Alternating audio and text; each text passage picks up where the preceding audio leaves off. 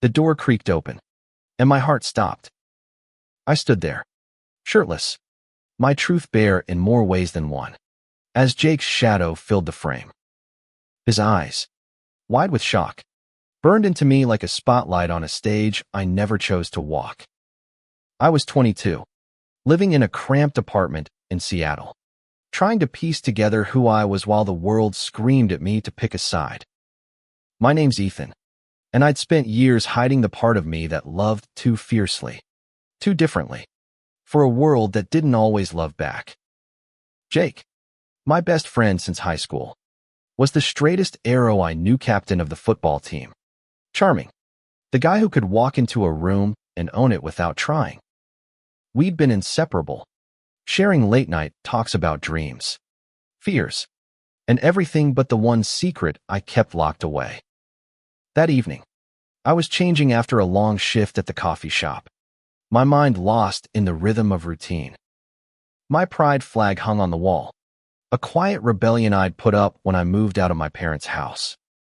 I never thought Jake would show up unannounced.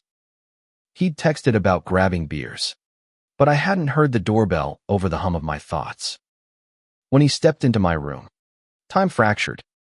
His gaze flicked from me to the flag, then back, and in that split second, I saw something shift in him: confusion, maybe fear, maybe something worse. "Ethan, what the hell?" His voice was low, sharp, like he'd caught me committing a crime. I grabbed a shirt, fumbling to cover myself, but it wasn't my skin I wanted to hide. It was the truth I'd spent years dodging, the one I wasn't ready to face with him. "I didn't know you were coming over," I stammered, my pulse hammering. My room felt smaller, the walls closing in as his stare pinned me in place. Jake wasn't just my friend. He was my anchor, the one person who made Seattle feel like home. But now, standing there, he looked like a stranger. He didn't move from the doorway. "That flag," he said, pointing, his voice tight. "You're one of them." The word hit like a slap, and I flinched. Jake had never been cruel, but that single syllable carried a weight I hadn't braced for. I wanted to explain, to tell him it wasn't about being one of them, but about being me. But my throat closed, and all I could do was nod. He turned and walked out without another word. The door slammed, and the silence that followed was louder than any argument we'd ever had. I sank onto my bed, the pride flag staring back at me like a witness to my unraveling. What had just happened? Jake, the guy who'd stood by me through breakups, family fights, and every bad decision I'd ever made, had looked at me like I was someone he didn't know. And maybe, in that moment, I was. The next few days were a blur. I texted him, called, left voicemails that went unanswered. Each silence was a brick in the wall growing between us. I replayed that moment in my room, wondering if I could have said something to stop him from leaving, to make him see me as the same Ethan he'd always known. But the truth was, I wasn't the same, not to him. Not anymore. Seattle's gray skies mirrored my mood as I wandered the city, avoiding the coffee shop where we used to hang out. I kept thinking about the summer after high school, when we'd driven to the coast, just the two of us, laughing under the stars. He'd talked about his dreams of coaching football, of building a life that felt solid. I'd listened, my own dreams tangled in the fear of admitting who I was. Now, that fear had a face: Jake's face, frozen in that doorway. I didn't know it then, but that moment was just the beginning.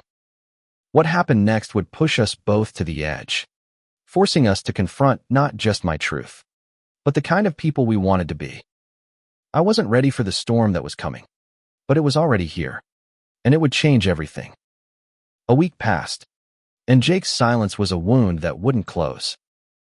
I'd see his name light up my phone with a text, only to realize it was just my imagination playing tricks.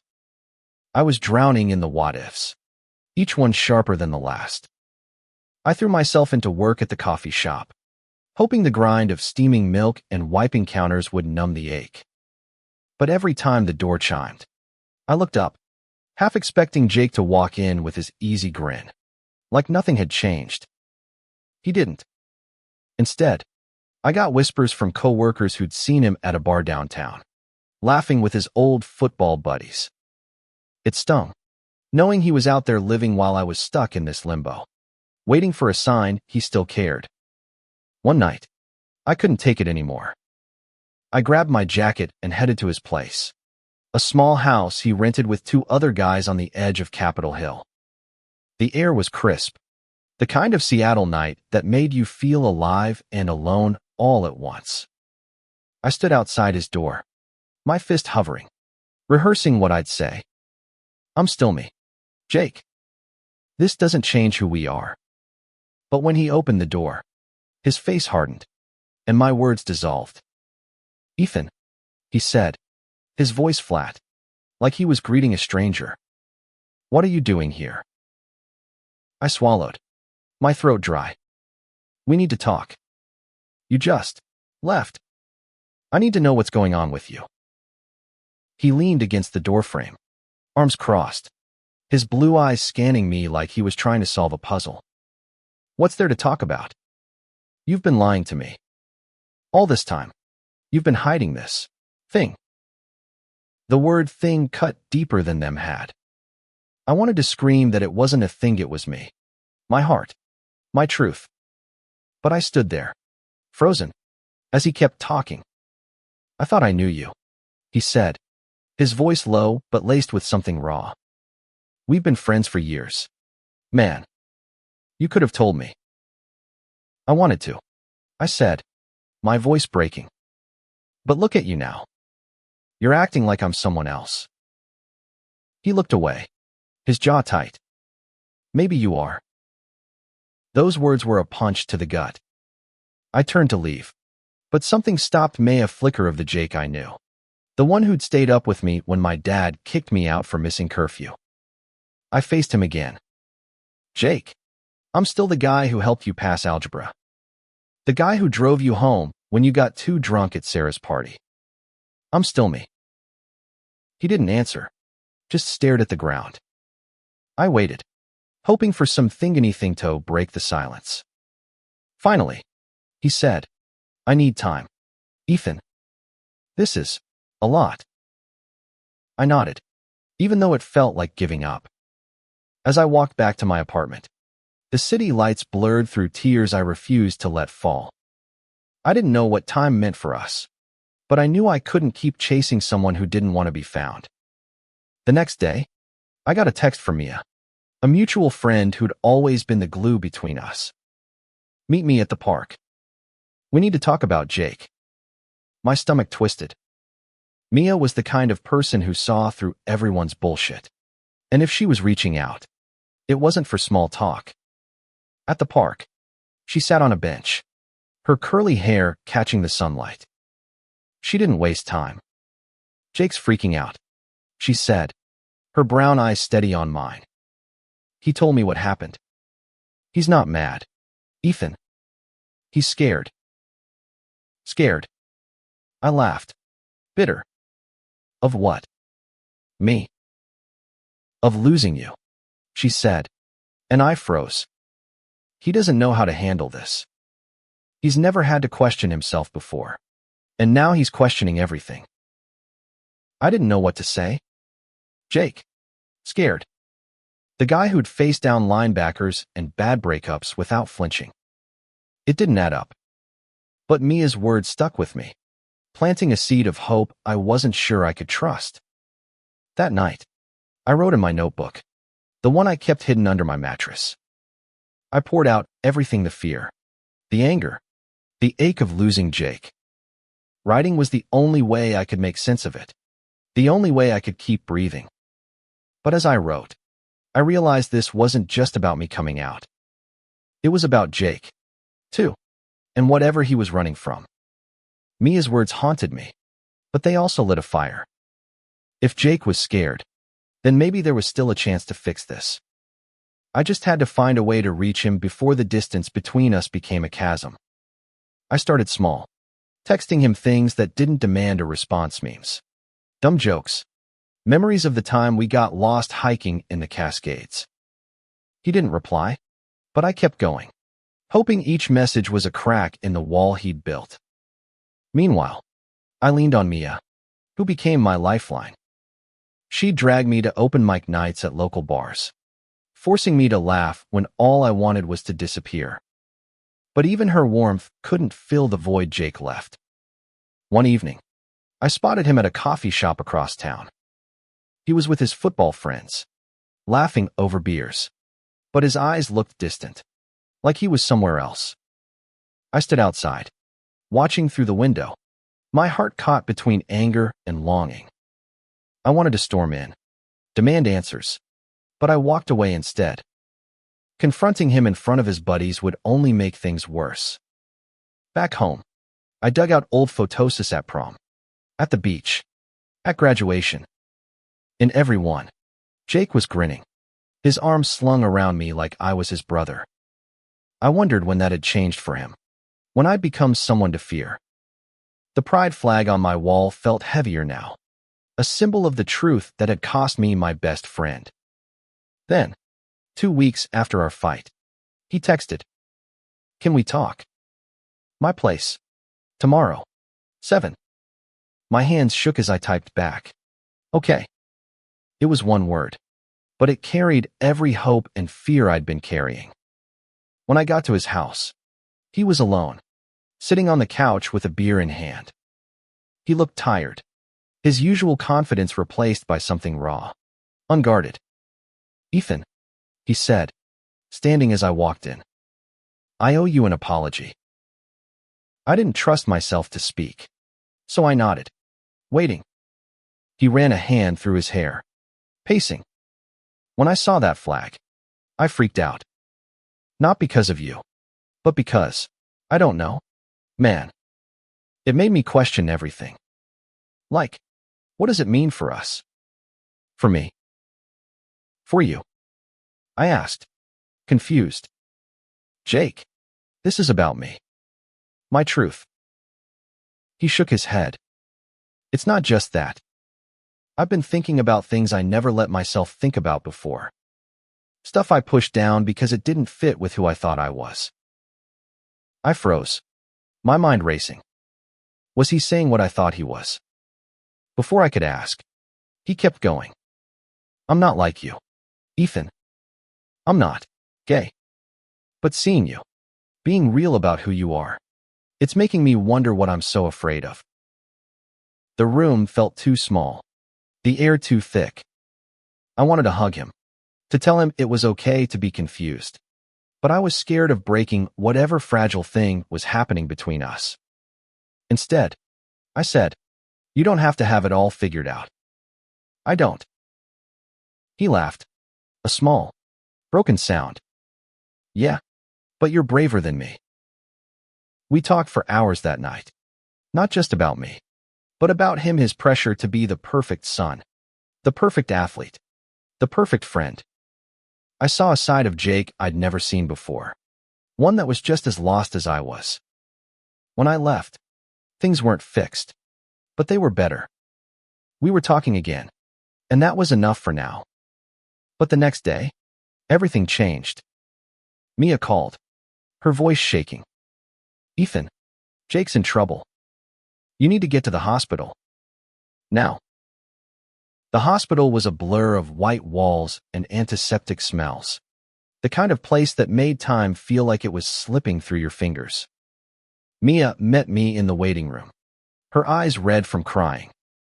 "He was in a fight," she said, her voice barely above a whisper. "Some guys at a bar. They said stuff about you, and he lost it." My stomach dropped. Jake, in a fight. Over me. I couldn't wrap my head around it. Mia led me to his room, where he lay in a hospital bed, his face bruised, one arm in a sling. He looked smaller than I'd ever seen him, but when he saw me, he managed a weak smile. "Hey, man. What the hell happened?" I asked, my voice shaking. I sat beside him, trying to keep my hands from trembling. He looked away, his jaw tight. I was at McCarthy's with the guys. Someone overheard us talking about you. About everything. They started mouthing off, saying crap I won't repeat. I told them to shut up, and things got out of hand. I stared at him, my mind reeling. You got into a fight for me. He shrugged, wincing at the movement. Didn't plan on it. Just couldn't let them talk about you like that. I didn't know whether to hug him or yell at him. He defended me, but at what cost? I could see the pain in his eyes, not just from the bruises, but from something deeper. Jake, you didn't have to do that. I can handle it. Can you? He asked, his voice sharp. Because I've seen what this world does to people like you. Ethan, I've been reading, trying to understand. And it's messed up. I couldn't just stand there. His words hit me hard. He'd been reading, trying to understand.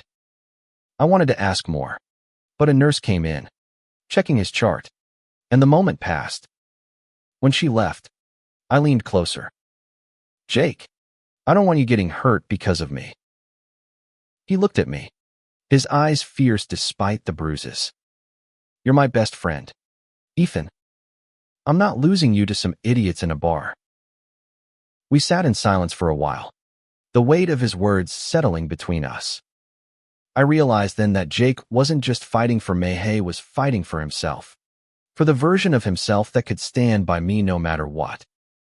It was a kind of loyalty I hadn't expected, and it made my chest ache. When I left the hospital, Mia was waiting outside. He's going to be okay, she said, but her voice was heavy. But this isn't over. Ethan, people are talking. It's not just about you and Jake anymore. She was right. The next day, I got a call from my boss at the coffee shop. Someone had posted online about me, outing me to the whole staff. The post was cruel, anonymous, and spreading fast. I felt exposed, like my life was unraveling in front of strangers. I wanted to hide, but I knew I couldn't. Not anymore. I went back to my apartment, staring at the pride flag on my wall. For the first time, I didn't feel ashamed of it. I was angry at the world, at the people who thought they could define me with their hate. But I was also scared. If this was what it meant to be out, to be me, could I handle it? And could Jake? The online post was like a wildfire, spreading faster than I could keep up. By the end of the week, I was getting looks at work, some curious, some hostile. Customers I'd served for years started avoiding my counter. I tried to act normal, but every whisper felt like a blade. I called Jake, who was still recovering at home. You see what's happening? I asked, my voice tight. It's everywhere now. He was quiet for a moment.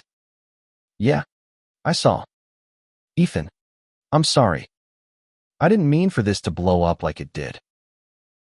It's not your fault, I said, though part of me wasn't sure. His fight had put a spotlight on me, and now I was burning under it. But I couldn't blame him not when he'd taken punches for me. Come over, he said. We'll figure this out. When I got to his place, he was up, moving slowly but stubborn as ever. We sat on his couch, the same one we'd spent countless nights on, watching bad movies and arguing over pizza toppings. Now, it felt like we were on opposite sides of a canyon. I'm not ashamed of you, he said suddenly, like he'd been holding it in. I need you to know that. I didn't know how to handle it at first. But I'm trying. Ethan, I'm really trying. His words were a lifeline, pulling me back from the edge.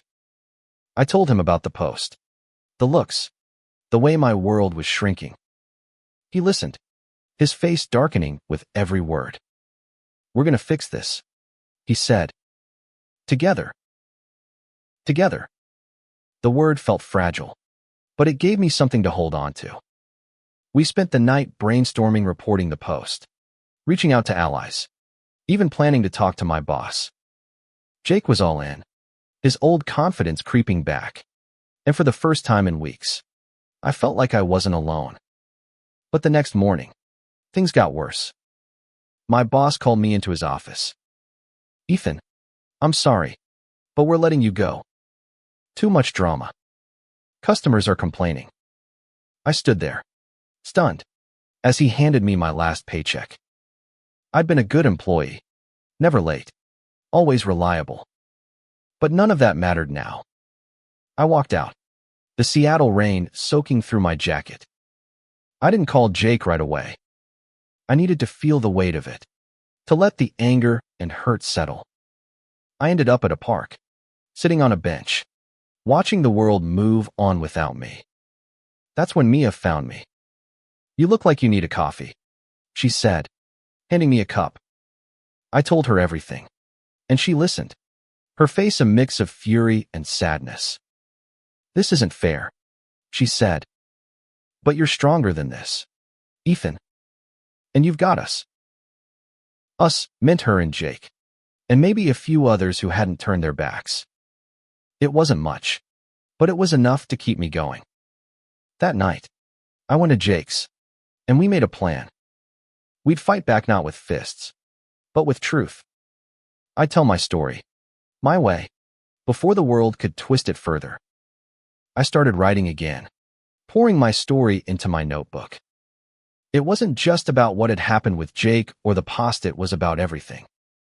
Growing up hiding, loving in silence, fearing the moment someone would see me for who I was. I wrote about the pride flag, about Jake's fight, about losing my job. It was raw, messy, real. Jake read it first. I was nervous, handing him the pages, but he sat there, reading every word, his face unreadable. When he finished, he looked at me, his eyes wet. "Ethan, it's powerful. You need to share this."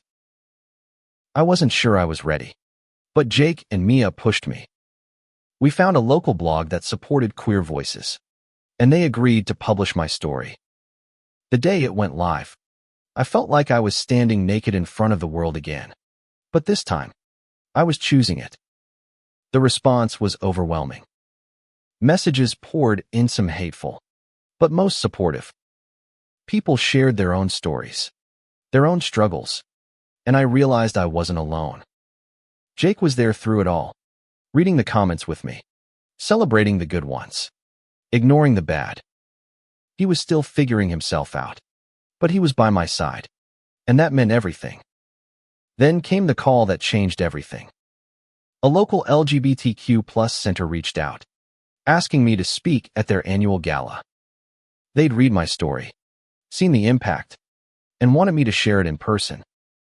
I was terrified, but Jake wouldn't let me say no. "You've got this," he said, "and I'll be there, front row." The night of the gala, I stood backstage, my hands shaking, my speech crumpled in my pocket. Jake was in the audience, his bruises faded, but his presence as strong as ever. When I stepped onto the stage, the lights were blinding, but I found his face in the crowd, and it steadied me. I told my story, our story. I talked about the moment Jake walked in, about the fear and the fight, about losing my job and finding my voice. I talked about love, not just romantic, but the kind that holds you up when the world tries to tear you down. When I finished, the room erupted in applause, and I saw Jake on his feet, clapping harder than anyone. Afterward, he pulled me into a hug, his voice rough. "I'm proud of you, man. So damn proud." For the first time, I felt like I was enough. Not just for Jake, but for myself. The gala changed things. I wasn't just Ethan, the guy hiding in the shadows, anymore. I was Ethan, the guy who'd stood up and spoken his truth. But with that came new challenges. The online hate didn't stop, and every day was a battle to keep my head up. Jake was my rock, but he was struggling too. He'd started questioning things about himself, things he wasn't ready to name. One night, over beers at his place, he admitted it. I don't know what I am. Ethan, he said, staring at the floor. I've always been the guy who's got it together. But now, I don't know. I wanted to tell him it was okay, that he didn't need to have all the answers. But I knew how hard it was to sit in that uncertainty. So I just listened, letting him talk, letting him be vulnerable in a way he never had before. We started spending more time together, rebuilding what we'd almost lost. We went back to the coast, just like that summer after high school. But this time, we talked about everything: the identity, his confusion, our fears. It wasn't perfect, but it was honest, and that was enough. Meanwhile, I found a new job at a queer-friendly bookstore, a place where I didn't have to hide. The owner, a kind older man named Paul, had read my story and offered me a spot. It felt like a fresh start, a chance to rebuild. But the past wasn't done with us. One night, Jake got a call from one of his football buddies, someone who'd been at the bar the night of the fight. They wanted to meet, to clear the air. Jake hesitated, but I pushed him to go. You can't keep running from them, I said. Face it, and I'll be there if you need me. The meeting was at a diner downtown. I waited outside, my stomach in knots. When Jake came out, his face was pale, his hands shaking. They don't get it, he said. They think I'm like you, and they're not okay with it. I felt a surge of anger, but also guilt. Jake's life was unraveling because of me, because he'd chosen to stand by me. I'm sorry, I said, my voice breaking. Don't be, he said, his eyes fierce. I'd do it again. You're worth it. Those words stayed with me, a reminder that love, friendship, loyalty, whatever it was, could be stronger than hate. But I knew we weren't out of the woods yet. Months passed, and life settled into a new rhythm. I was thriving at the bookstore, surrounded by people who saw me for who I was. Jake was still figuring himself out, but he was trying into therapy, reading, talking to me about things he'd never dared to before. Our friendship was different now, deeper, forged in the fire of everything we'd been through. But the moment that started it all, Jake walking in on me, the shock, the silence still haunted me. Not because of the pain, but because it had been the catalyst for everything that followed. It forced me to be honest, to fight for myself. It forced Jake to confront his own fears, to choose loyalty over comfort. One evening, we sat on my apartment balcony, the Seattle skyline glittering in the distance. The pride flag was still on my wall, but it wasn't a rebellion Anna Marie, it was home. Jake looked at it, then at me. You know, he said, I'm still figuring out who I am. But I know one thing: I'm glad you're you. I smiled, my heart full. I'm glad you're you, too. We didn't have all the answers. The world was still messy, still cruel sometimes. But we had each other, and that was enough. My story, our story, wasn't just about coming out. It was about what it means to love someone through the chaos, to stand by them when the world tries to tear them down.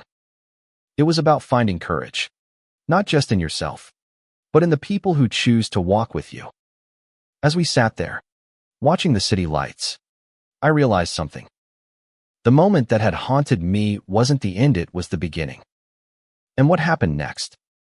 It was still unfolding, one brave step at a time.